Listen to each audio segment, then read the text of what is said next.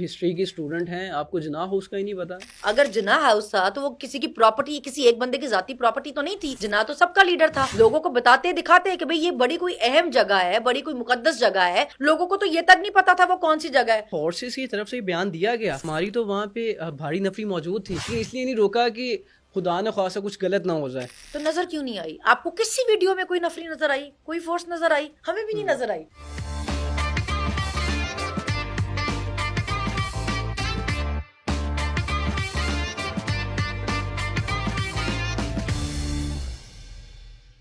तो मैम 9 मई को जब आपको पता चला, आप तो उस दिन पकड़ी नहीं जा रही थी, आपने कहा मैं ऐसी तैसी फेर दूंगी। वो क्या हुआ था उस दिन?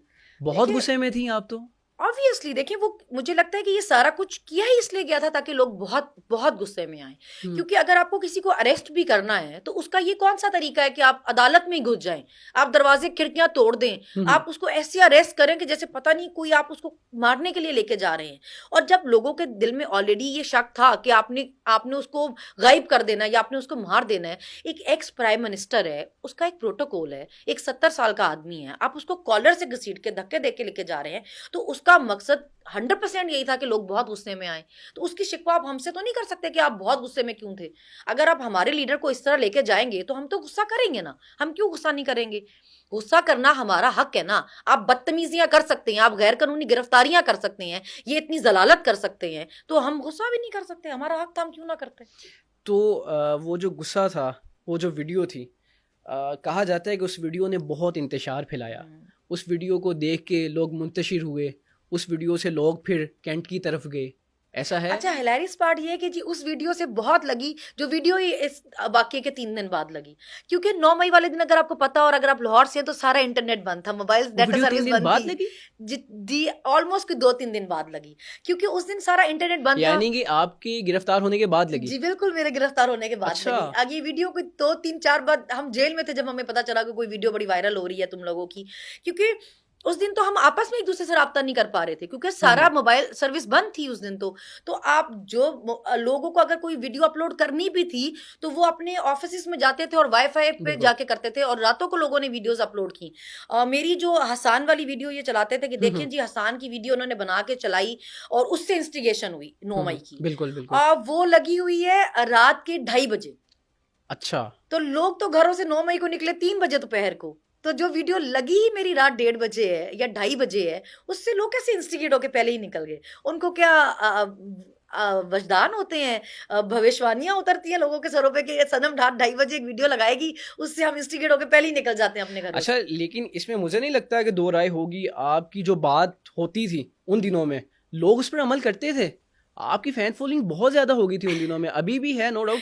लेकिन जो आप वीडियो पैगाम करती थी, जो आप इंटरव्यू देती थी, वो वायरल हो जाता था, लोग उस पर अमल करते थे। वो समझते पता नहीं यही पीटीआई का मौकफ है। ऐसे ऐसा होता था। मुझसे उन्होंने इन्वेस्टिगेशन में क्वेश्चन किया कि आपकी वीडियोस इतनी वायरल क्यों होती थी, आप लोग आपकी वीडियोस इतनी क्यों देखते थे? हम्म। तो मैंने उनको बोला कि मेरे लोग वीडियो देखते थे क्योंकि वो कनेक्ट कर पाते थे। हम्म। अगर आप किसी चीज से अग्री नहीं करते हैं तो आप वो वीडियो क्यों देखेंगे या आप उसको क्यों मानेंगे? हम्म। जब आप ये सोचते हैं कि यार ये बात ये सही है, ये हम यही कहना चाह रहे थे, तो फिर आप उससे कनेक्ट करेंगे ना, तो फिर आप उसको मानेंगे भी।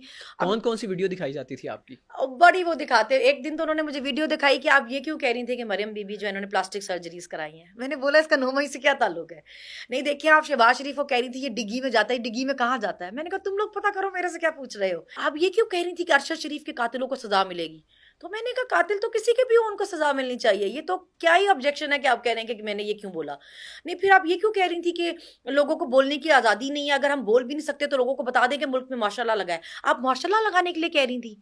मैंने बोला पिछले 3 मेरे कहने पे लगाए हैं, मतलब मेरे कहने पे तो नहीं लगाए ना। मैं तो ये नहीं कह रही लगा दो, मैं तो ये पूछ रही हूँ भाई कि क्या लगा हुआ है जो मैं बोलने की भी आजादी नहीं है? आप कोई बोलता है आप उसको उठा के ले जाते हैं, तो ऐसा तो मार्शल लॉ में होता है। कोई ऐसी वीडियो थी जब वो आपको दिखाई, आपने कहा लो जी ये भी मैंने बोल दिया था? नहीं नहीं, कुछ वो ऐसा था जो आपको ही परेशान कर दिया कि सनम ये तुमने कैसे बोल दिया, कुछ जिसने आपको हैरान कर दिया कि नहीं, मैंने ये क्या बोल देखिए दिया? वो कोर्ट में मेरी वीडियोस चलाने लगे। देखें जी, ये बोल रही थी कि हमारे टैक्स के पैसों पे तनख्वाहें लेते हैं, हमारे टैक्स के पैसों से ये सारा सामान खरीदते हैं और फिर हमें मारने आ जाते हैं।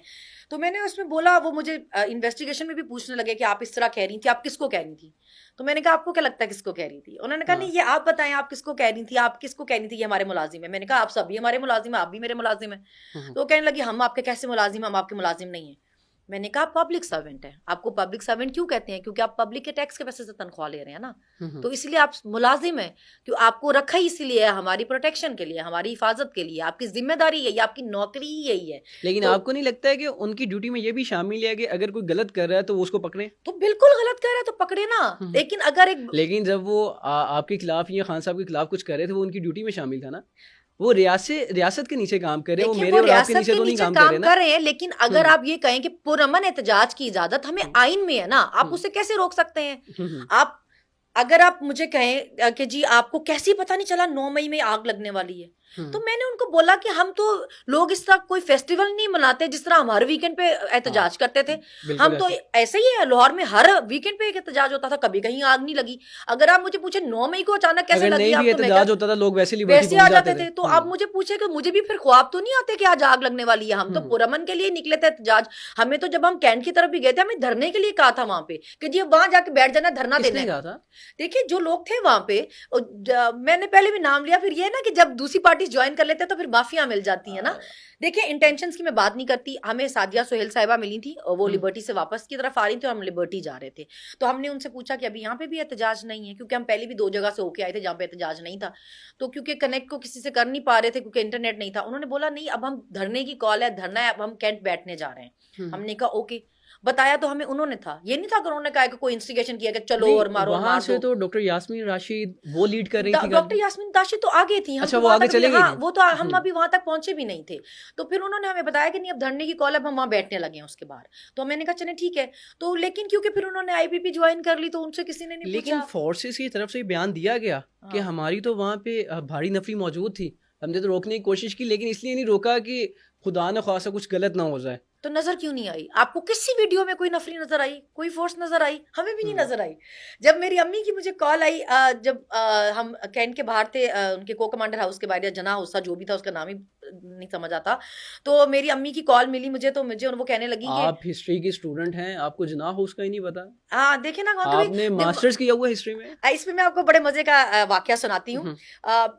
हम जब हमसे इन्वेस्टिगेशन की उन्होंने, तो वो हमें कहने लगे आपको नहीं पता था कि वो जिना हाउस था? तो मैंने कहा नहीं पता था, कभी गए नहीं। वो ऐसी जगह थी जहां से हम दूर से गुजरते हुए सलाम करके जाते थे, हमने कभी घर में अंदर घुसने की जरूरत नहीं की। तो मैंने उनको कहा सर तो फिर घर में अंदर घुसने की जरूरत करनी थी ना, बाकी लोगों को भी लेके जाना था। अगर जिना हाउस था तो वो किसी की प्रॉपर्टी, किसी एक बंदे की जाती प्रॉपर्टी तो नहीं थी। जिना तो सबका लीडर था। फिर आप लोगों को लेके जाते उस घर में, लोगों को बताते दिखाते कि भाई ये बड़ी कोई अहम जगह है, बड़ी कोई मुकद्दस जगह है, इसमें हमारी ये चीजें पड़ी हैं, शोहदा की निशानियां हैं या कैद की निशानियां हैं, आपने इस चीज की, इस जगह का एहतराम करना है। लोगों को तो ये तक नहीं पता था वो कौन सी जगह है। जब हम भी वहां गए थे तो हम बोल रहे थे पता नहीं किसका घर है, लोग अंदर जा रहे हैं। लेकिन सबको ना कहें, कुछ लोगों को पता था वाकई, कुछ को जरूर पता होगा, मैं ये नहीं कह सकती कि किसी को भी नहीं पता था। लेकिन हमने जब अनाउंसमेंट सुना डॉक्टर यास्मीन का, वो बोल रही थी कि घर के अंदर मत जाओ, तो वो खुद भी किसी घर का नाम नहीं ले रही थी। वो बोल रही थी घर के अंदर मत जाओ, घर के अंदर मत जाओ। तो हम भी ये सोचे थे पता नहीं किसके घर के अंदर लोग चले गए। बहुत सारे लोग जा रहे थे, बहुत मैंने लोगों को देखा, बहुत मर्द जा रहे थे, बंदे जा रहे थे, लेकिन मैंने किसी औरत को नहीं देखा, बंदे जा रहे थे। इबाद फरूक भी इशारा कर रहे थे, वो भी लोगों को इंतशार की तरफ। देखिए मैं ना इससे पहले लोगों को बिल्कुल पहचानती नहीं थी, पीटीआई के बहुत कम लोग थे जिनका मुझे पता था। बाद में आपने वीडियोस तो देखी होंगी? बाद में मैंने वीडियोस देखी, लेकिन उस वक्त की आप बात कर रहे हैं ना, उस वक्त मैं ये नहीं जानती थी कि कौन ये लोग हैं कौन नहीं। गए होंगे इबाद फरूक भी। अब देखिए जब इतने लोग जा रहे होते हैं, जैसे आप हमें कह रहे हैं इंस्टिगेशन का, कितने लोग अगर आपको लेके जा रहे हैं अंदर के अंदर या अंदर, तो वो बेचारा भी चला गया होगा। मतलब उसने वहां पे किया क्या, आप ये बताएं ना। अंदर तो अगर वो चला गया घर के, तो उसने क्या किया? आपके पास कोई एविडेंस है, कोई वीडियो है कि जहाँ पे वो आग लगा रहा था या वो लोगों को कह रहा था कि जाओ आग लगा दो? ये चीजें तो देखनी है ना कि कौन लोग थे जिन्होंने पहली बार दरवाजा खोला और घर के अंदर गए। डॉक्टर यास्मीन लाहौर की सदर थी ना, पंजाब की, वो गाड़ी के ऊपर बैठ के कह रही है कि नहीं जाओ घर के अंदर, नहीं जाओ घर के अंदर। तो कैसे किसी लोग घर के अंदर चले गए, किसके कहने पे गए? जब आपको सदर कह रही है कि घर के अंदर नहीं जाना, तो यही तो इन्वेस्टिगेशन करनी थी। आपने ये तो नहीं करना था कि जो घर के अंदर जाने से मना कर रही है आप उसको पकड़ के जेल में 17 महीने से बंद कर दें। आपने तो ये चेक करना था सीसीटीवी फुटेज से कि अंदर कौन लोग लेकर गए। जब लीडरशिप मना कर रही थी तो आप अंदर कौन लोग लेकर गए फिर?